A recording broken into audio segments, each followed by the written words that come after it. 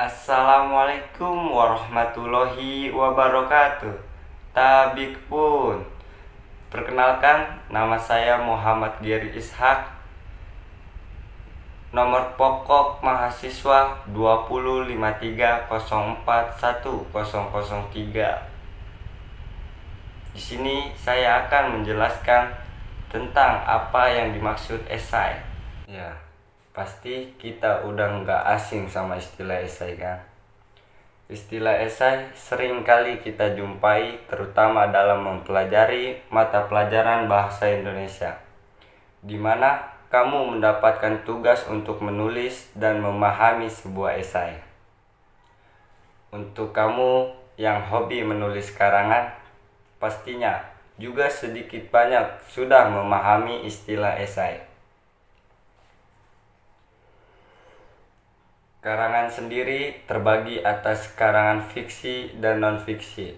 Salah satu karangan yang sudah enggak asing bagi beberapa kalangan akademisi adalah esai.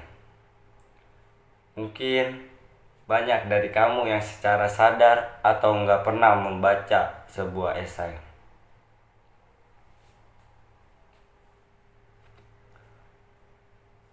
Untuk membuat sebuah esai terdapat beberapa peraturan yang harus diikuti. Esai juga terbagi atas beberapa jenis tergantung apa tujuan dari esai yang akan kamu tulis. Nah, untuk itu, yuk bareng-bareng kita pelajari pengertian, struktur, dan contoh esai.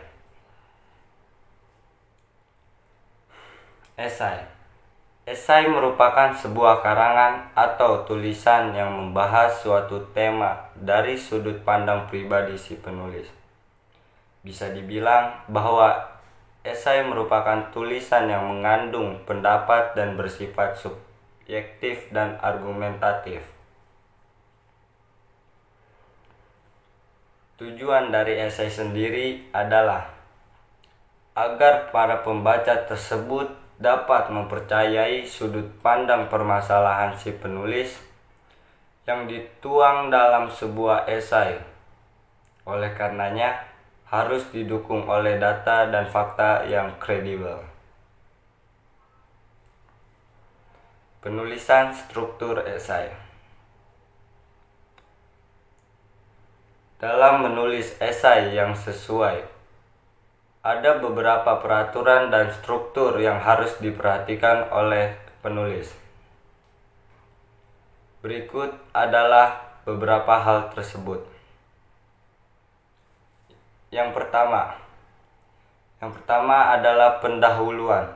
Pendahuluan adalah pengantar kepada pembaca untuk memahami topik yang akan dibahas, sehingga nantinya para pembaca menjadi lebih mudah untuk memahami isi esai.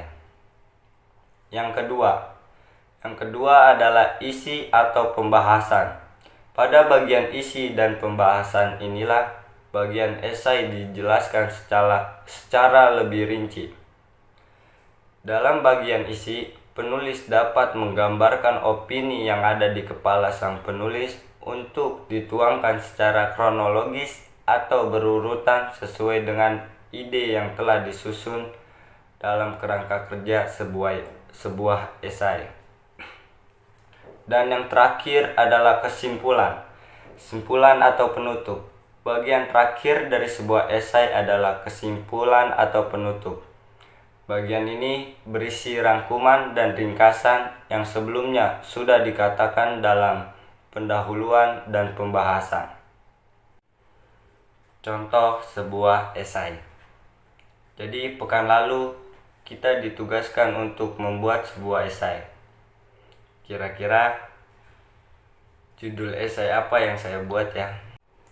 Judul esai yang saya buat adalah Pemerintah Melarang Masyarakat untuk Mudik Lebaran 1442 Hijriah. Akhir-akhir ini sedang ramai berita tentang larangan mudik.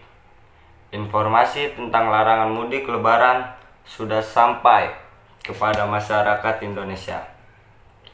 Larangan mudik ini dibuat oleh pemerintah agar tidak terjadi kerumunan yang akan mengakibatkan penaikan penularan virus COVID-19.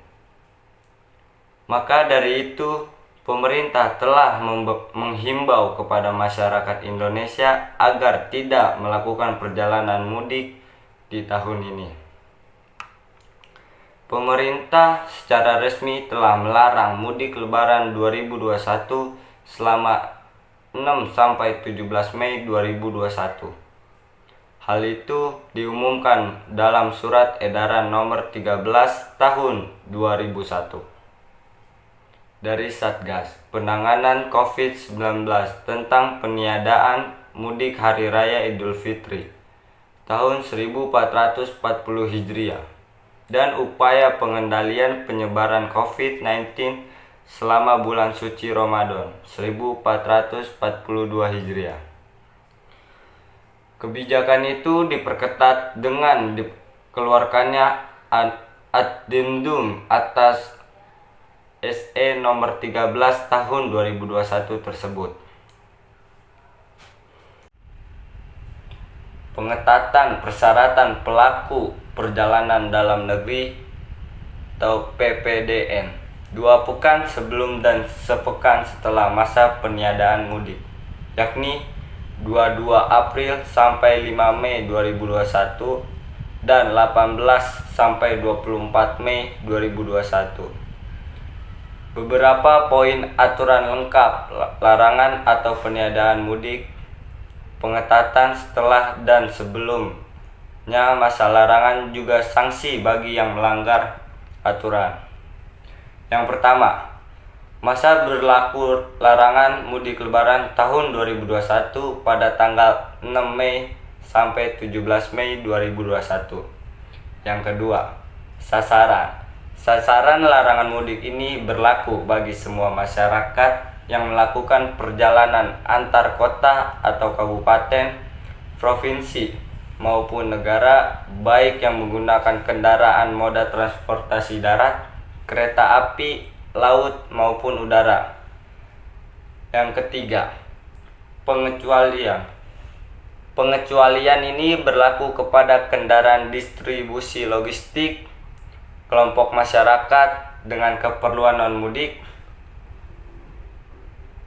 bekerja atau perjalanan dinas, kunjungan keluarga sakit, kunjungan duka anggota keluarga meninggal, ibu hamil yang didampingi 1 orang, dan kepentingan persalinan yang didampingi maksimal 2 orang. Dan yang terakhir, surat izin perjalanan atau SIKM. Surat izin perjalanan berlaku bagi mereka yang diizinkan melakukan perjalanan harus mempunyai print out surat izin tertulis atau surat izin keluar masuk atau SIKM. Berikut ini ketentuannya. Yang pertama, pegawai